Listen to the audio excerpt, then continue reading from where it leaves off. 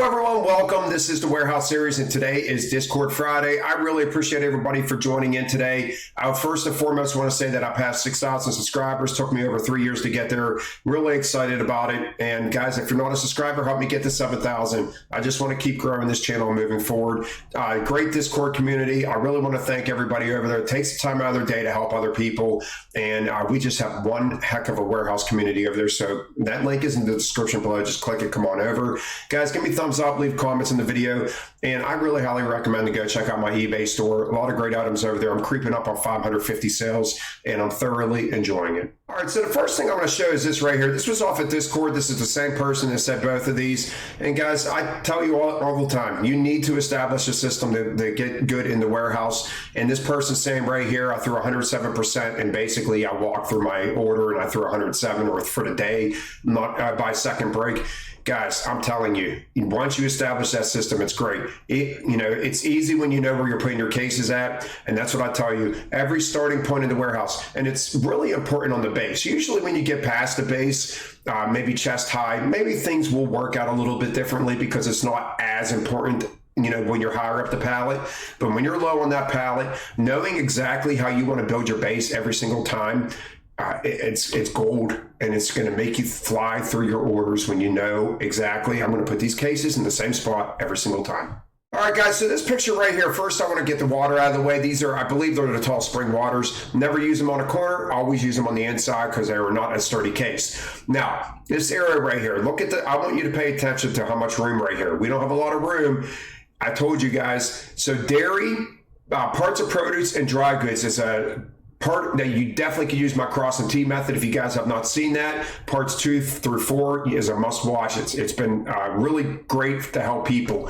We got this middle line right here. We want to point as many cases to that middle line as possible. And as you can see, we do not have a lot of room right here. So if we would have turned this case following the line of the cross and T, we would have had a lot more room, like another 6 inches easily.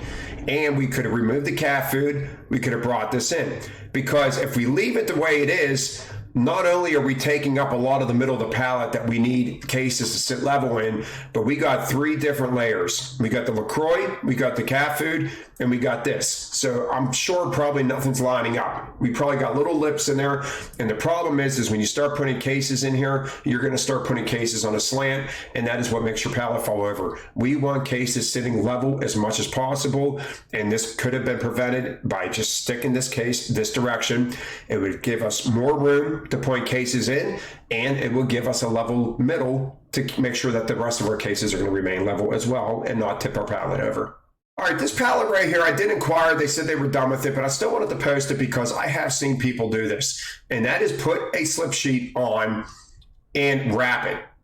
And if you do not have a level layer, you're going to come into a lot of problems. A level layer, or at least stuff that is, you got the high corners and you still stuck to the basics.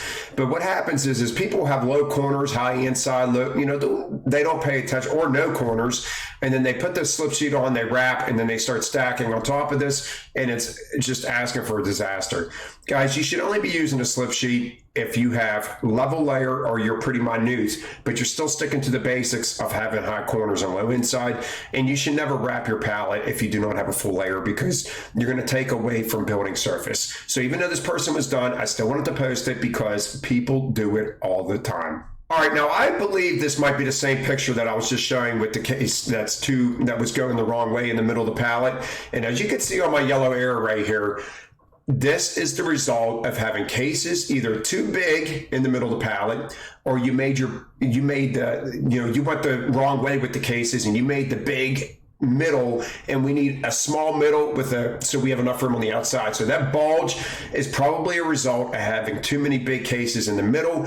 Guys, always have corners low inside and take the opportunity to tie when possible. As you can see, every single case, our corner was lower. And I told you, if you do that, you just keep playing catch up. You keep playing catch up and you get 2 tires. Now, thankfully, this pallet wasn't that tall, but still. Guys, if it don't fit, don't force it. You put a case down and it's hanging off the pallet. It doesn't need to be there. It needs to go somewhere else. All right, now we kept our straight line on the back of the pallet pretty good. We're hanging off the pallet. Guys, remember, if you're using plastic pallets, they have a smaller surface than wood. So if like if cases come in a 10 block and they fit perfect on the blue chip, they are not going to fit perfect on this. They're going to hang off the whole way around. So usually I pull one case out and I make my own block. I will lessen the block up if I'm using a plastic pallet. But we definitely need to pay attention to keeping big cases on the corners, smaller cases in the middle. And that won't happen if we do that. Follow the cross and T method.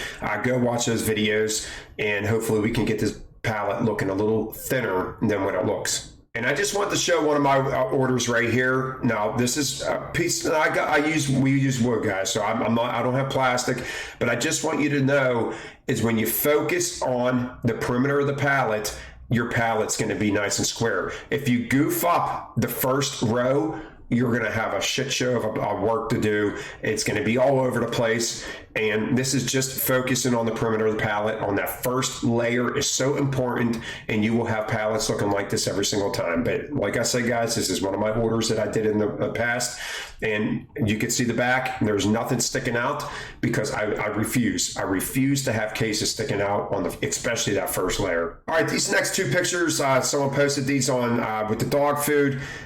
Very nice job. Yes, bags are they're almost like transformers. All right, they're the only case that you could take and form them into different types of things to make things work. So this high to low right here, you could even made this even better if you would have just shook the contents down to this side right here. So even though your pallet turned out great, but I'm just saying, if you would have took the stuff and shook it down and made the bottom of this fatter, you would have got this level. That's why I love bags. I probably would have did this a little different, but it still looks good because we got the column over here. I probably would have just tied in probably right here. I would have took the opportunity to tie this bag into the cat food and have that level layer. This top white bag would have been facing in, and I would have did something a little bit different, but it's still a good pallet. It's not going anywhere. Bags are definitely your best friend in the warehouse, I promise you. Move those contents around, shift them around. As long as you're not damaging the product, you're good to go. All right, this is also, I don't know if this is the same order or not. I told them my OCD's making me go crazy with this gain right here. It just bugs me. Like, just push it over and get it level. Oh, it drives me nuts, but this is a good looking pallet. Guys, staying in the perimeter of the pallet, all the way up, nice corners, all the way up, and just a great looking pallet. Right here, these little spices or whatever, we could have probably just slid one over a little bit just to make that better. But other than that, it's a great looking pallet. All right, guys, and the last picture I want to show is this one right here. Now, a great job. We column stacked our open boxes here. We got all the cans over here. And then we got these shippers or whatever these are. We put them down. A couple things. This is probably where a slip sheet would come into play. Are these tomatoes? It looks like it. The fact that this box is leaning into the open box is probably going to smash some tomatoes. So we're probably going to have to throw a couple tomatoes away. I believe they are tomatoes. So a slip sheet probably would have been good here. Or we should have moved all these shippers back to the back of the pallet to sit on the outside of the lip of this and not worry about the can so much. I know you tried to center this, but those tomatoes are going to get damaged. It looks like it. This here, guys, do not tie in open boxes, because when you tie in open boxes, you, like this case right here, leaning, you have a chance of actually damaging the product. I am a firm believer of stacking open boxes together and just stack them straight up. We had a solid base, and this gave us an even more solid surface. So from here up, we should have just called them stacked. We shouldn't have tied in any of this stuff, kept the open boxes together, and made sure that we weren't crushing anything. It doesn't look like anything's going to get crushed, but it's just a good tip to know that, and not to mention that tying in open boxes is never going to give you anything sturdy. If anything, it gives you more of a headache. All right, guys, that's it for today. Once again, thank you for helping me get to 6,000 subscribers. Hopefully I can continue growing this channel. And once again, guys, I hope everyone has a great day, and I'll see you next time.